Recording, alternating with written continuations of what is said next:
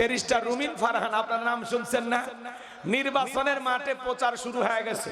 উনি আবার এখনো তো বিয়ে হয়নি, তো বধূর সাজ সেজে নির্বাচনে প্রচার করতে গেছে। বউ সাজে, বউ সাজে পাবলিক ফুলের মালা দিতেছে, ফুল ছিটাইতেছে। তো যেভাবে নির্বাচনের অভিনয় শুরু হয়ে গেছে, কথা কর না কেন? ভোটারের কাছে ভোট চাইতে গেছে রুমিন ফারহান বউ সাজে, বউ সাজে। কথা কি বুঝতে পারতেছে? চাচা, সামনে নির্বাচনে কত যে ম্যাজিক জাতি দেখবে, কথা কর। এইবার সেই হুজুরকে বলেছে রোহিঙ্গা। হুজুর বলতেছে আমি রোহিঙ্গা না, এখানে আমাকে তারেক রহমান পাঠাইছে, আমি তারেক রহমানের নির্দেশে আসছি। তো হুজুরও তো কম ছাড়তেছে না। হুজুর কি কথা কম বলতে জানে? আরে বাবা, হুজুর যেই ময়দানে যাচ্ছে কাঁপিয়ে দিচ্ছে। কথা কি বুঝতে পারতেছেন? তো হুজুরের কাঁপাকাঁপি দেখে উনি মহিলা মানুষ, উনি আরো বেশি কাঁপাচ্ছে। কাঁপাইতে কাঁপাইতে কৌশল পাল্টাইয়া উনি এখন বউ সাজা ভোট চাইতে গেছে। কি সাজা? মানে বিয়ে তো হয়নি, একটু নির্বাচনের সময় 2-4 দিন শাড়ি পরিয়া বউ সাজা প্রচার করতেছে, একটু জনগণ খুশি করতেছে আর কি। আরে সমাজ গেল কোথায়? কথা কর না কেন? ওনারা যেভাবে পাল্লা দিতেছে, মনে হয় হুজুর ওনার কাছে ফেলি মারে নাকি, অবস্থা এরকম। কথাকে বুঝতে পারছে? আজকে আবার দেখলাম রুমিন ফারহানার নির্বাচনের প্রচার করতে গিয়া 2 জন ধাক্কা ধাক্কি করিয়া সংঘর্ষ লেগে গেছে, মারামারি লেগে গেছে। তো বাজান, এই যে ফেতনা সমাজে শুরু হয়ে গেছে নির্বাচনকে কেন্দ্র করিয়া, একে অপরের প্রতি বিদ্বেষমূলক কথাবার্তা। আরে শ্রদ্ধা রেখে কথা বলেন, সম্মান দিয়ে কথা বলেন। একটা আলেম মানুষ, হুজুর মানুষ, তারে আপনি রোহিঙ্গা বলেন। আবার হুজুরও বলতেছে ওনার জন্মের 4 বছর আগে থেকে আমি রাজনীতি করি। যাবে কেমনে? কেউ কমে ছাড়তেছে না। রাগ করতেছেন আপনারা? তার সামনে নির্বাচন বাজান, দেখবেন এক এক দলের এক একটা ম্যাজিক, কে কি করবে হুশ খুঁজে পাচ্ছে না। কথা কন ঠিক কিনা আমার ভাইয়েরা? এজন্য মাঝে মাঝে বাজান, শুধু নেতা হলে হবে না, পাশাপাশি অভিনেতাও হওয়া লাগবে। নেতা মানে অভিনেতা। হঠাৎ করে টুপি পরবে, হঠাৎ করে নামাজ পড়ে, রাস্তার মধ্যে যাই নামাজ পড়ে, নামাজ পড়া শুরু করবে। মানুষ মনে করে সাক্ষাৎ আসমান থেকে জিবরাইল আসছে। কথা কন ঠিক কিনা? এরকম আছে না? না, একটু অপেক্ষা করেন, সামনের দিকে যাই বাজান গো আমার। এই জন্য বেলালের এই পোলাপা উল্টা পাল্টা আওয়াজ দাও কে? সাবধান, বেশি কথা বলবা না, আমারে বুঝাইতে আইসো না। চিল্লা পাল্লা করার জায়গা এটা না, এটা আমি চিল্লাইতে আসছি। কথা বোঝো নাই বাবা? আমি বলতেছি, তোমরা শুনবা, একটা অতিরিক্ত কথা বলবা না, চুপচাপ বসে থাকো। এটা কি যাত্রার প্যান্ডেল মনে করছো? চিল্লাও কেন? চুপচাপ থাকো।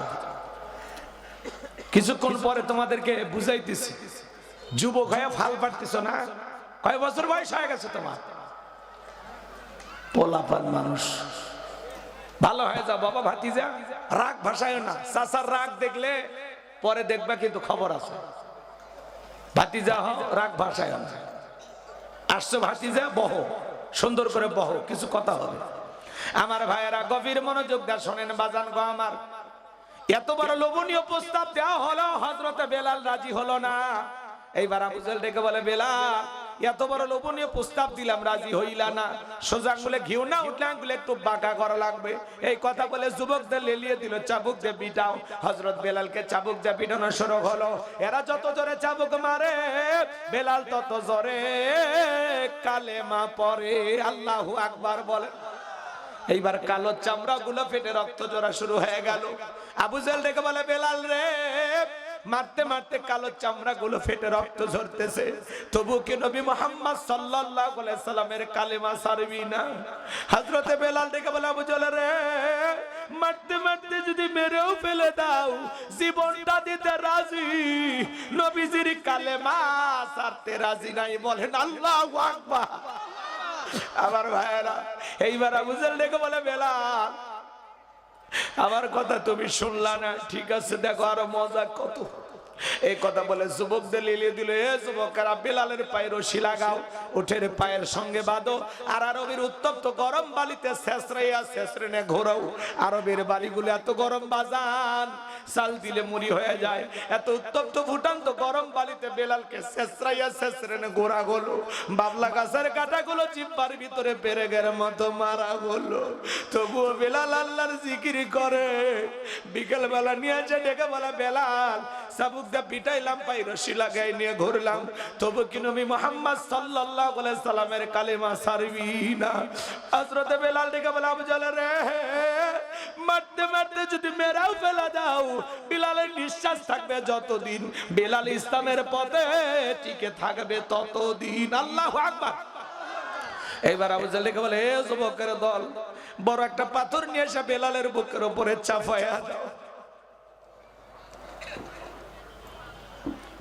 বিশাল বড় একটা পাথর নিয়ে আইসা হযরত বেলালের বুকের উপরে চাপায়া দেওয়া হলো। আবু জাহল মনে করলো পাথরের চাপার আঘাতে বেলাল মারা যাবে। এই কথা ভেবে কাফেররা চলে গেল। হাত বাঁধা, পা বাঁধা, রক্তাক্ত জিহ্বাটা নাড়াইয়া বেলাল তবুও জিকির করতেছে।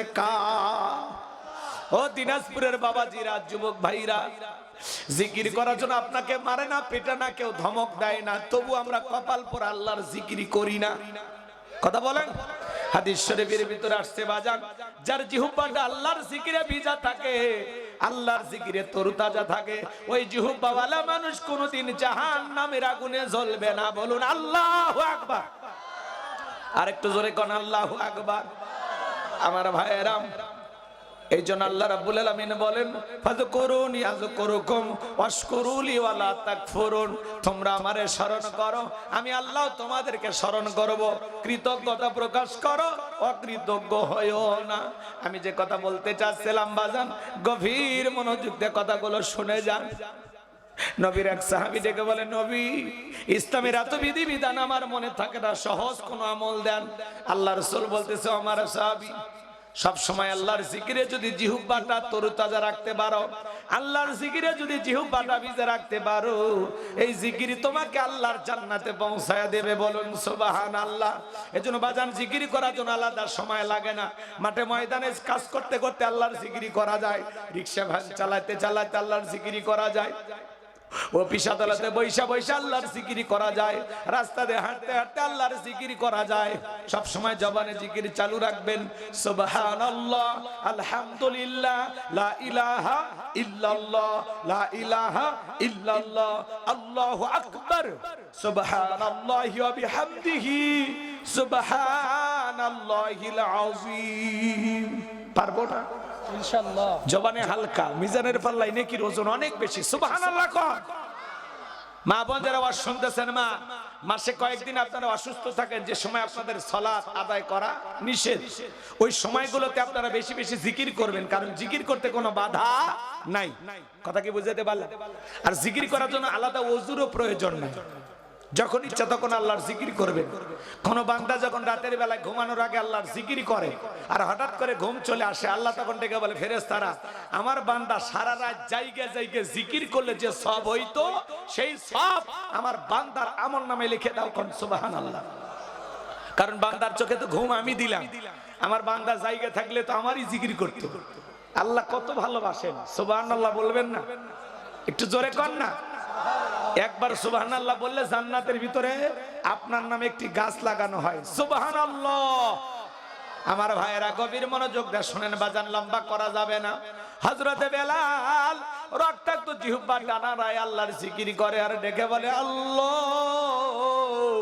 তুমি তো সেই আল্লাহ, ইব্রাহিমের জন্য যদি নমরুদের আগুনকে ফুলের বাগান বানায় দিতে পারো, ও আল্লাহ, তুমি কি পারো না বেলালের বুকের পাথরটাকে তুলার মতো নরম বানায়া দিতে?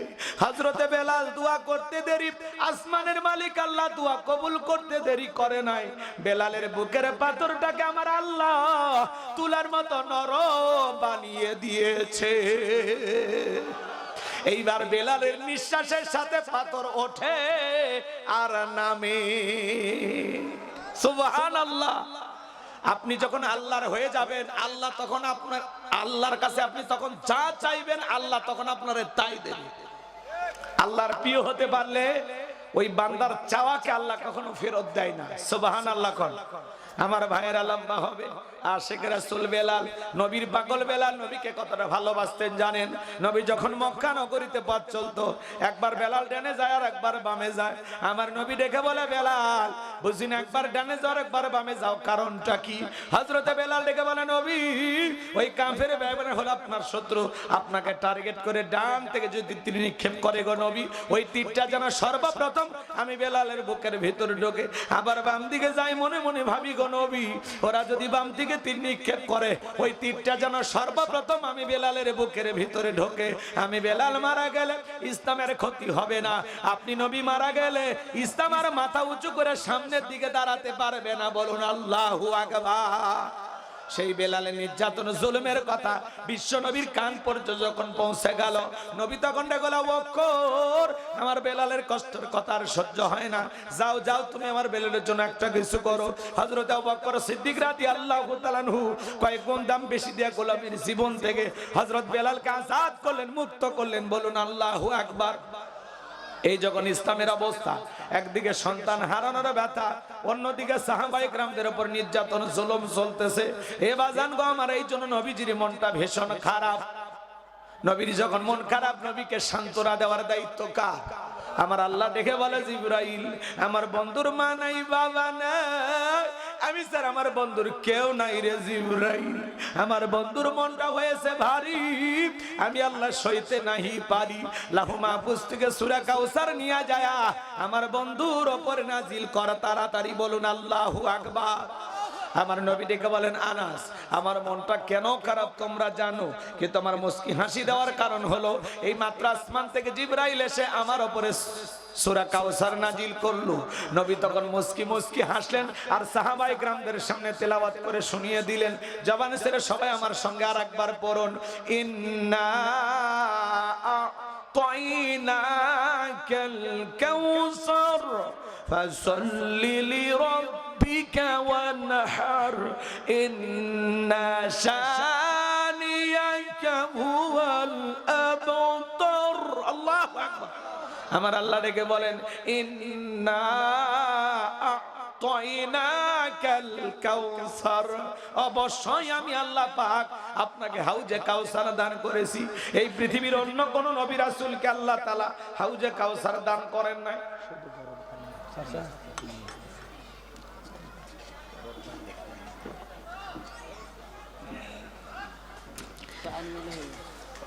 পৃথিবীর অন্য কোন নবী রাসূলকে আল্লাহ তাআলা হাউজে কাউসার দান করেন নাই। আপনার আমার নবীকে আল্লাহ তাআলা হাউজে কাউসার গিফট করেছেন, হাউজে কাউসার দান করেছেন। চিৎকার মেরে বলুন সুবহানাল্লাহ। এইজন্য আমার আল্লাহ বলেন, ইন্না আ'তাইনাকাল কাউসার। আল্লাহু আকবার। আমার আল্লাহ ডেকে বলেন, নিশ্চয়ই আমি আল্লাহ পাক আপনাকে হাউজে কাউসার দান করেছি। এই হাউজে কাউসারের পানি দুধের মতো সাদা, মধুর চাইতে মিষ্টি, পানির মতো ক্লিয়ার। ওই কঠিন কিয়ামতের ময়দানে যেদিন বিচার দিবস কায়েম হয়ে যাবে, ওই বিচার দিবস যেদিন কায়েম হয়ে যাবে বাজান, বিচার দিবসের একদিন হবে 50,000 বছরের সমান। যেদিন সূর্য সহজ মাথার উপরে চলে আসবে, মাথার মগজগুলো টকবক করে গলতে থাকবে, যেদিন বেঈমানদের চুপ বা নাভি পর্যন্ত ঝুলে আসবে, যেদিন পাহাড় পর্বত নদী নালা বিল্ডিং ইমারত কোনো কিছু থাকবে না, কুল্লু মান আলাইহা ফান, এই পৃথিবীর জমিনে সবকিছু আল্লাহ তাআলা ধ্বংস করে দিবেন। ওই কঠিন কিয়ামতের ময়দানে যেদিন ভাই ভাইকে দেখে পালিয়ে যাবেন, ইয়াউমা ইয়াফিরুল মারউ মিন আখি ওয়া উম্মিহি ওয়া আবি ওয়া সাহিবাতিহি ওয়া বানি। আমার আল্লাহ রাব্বুল আলামিন বলেন, সেদিন ভাই ভাইকে দেখে পালিয়ে যাবে, মাতা পিতা সন্তানকে দেখে পালিয়ে যাবে, স্ত্রী স্বামীকে দেখে পালিয়ে যাবে, কেউ কারো উপকারে আসবে না। ওই কঠিন কিয়ামতের ময়দানে আল্লাহ আল্লাহর আরশের ছায়া ছাড়ার কোনো ছায়া থাকবে না। ওই ছায়ার ভিতরে আল্লাহ রাব্বুল আলামিন 7 শ্রেণীর মানুষকে ছায়া দান করবেন।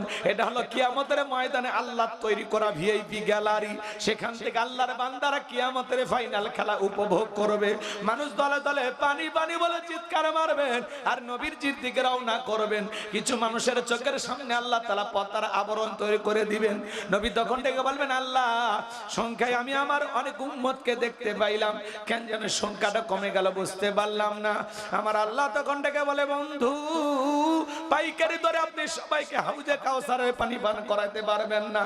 দুনিয়ার জীবনে 2টি অপরাধ করেছিল যারা, আজকে কিয়ামতের ময়দানে আপনার হাতে হাউজে কাউসারের পানি পাবে না তারা। জোরে বলেন কয়টি অপরাধ? ও দিনাজপুরের মুসলমান, সেই 2টি অপরাধ কি কি একটু জানার দরকার আছে? বলবো? রাগ করতেছেন? একটু অপেক্ষা করেন বাজান গো আমার। নবীজি হাউজে কাউসারে পেলে না দাঁড়িয়ে আছেন। কিয়ামতের ময়দানে নবীজির হাতে এক পেলা হাউজে কাউসারে পানি যদি পান করতে পারেন, জান্নাতে ঢোকা পর্যন্ত আপনারা তৃষ্ণা লাগবে না, তৃষ্ণা মিটে যাবে। বলুন সুবহানাল্লাহ। আমার দিকে তাকান। হযরত আবু বকর পিয়ালাগুলো ভরায় দিবেন, মাঝখানে দাঁড়িয়ে থাকবেন হযরত ওমর। হযরত ওমর নবীজির হাতে দিবেন আর নবী তার আদরের উম্মতদেরকে খুঁজে খুঁজে কিয়ামতের ময়দানে হাউজে কাউসারের পানি পান করাবেন।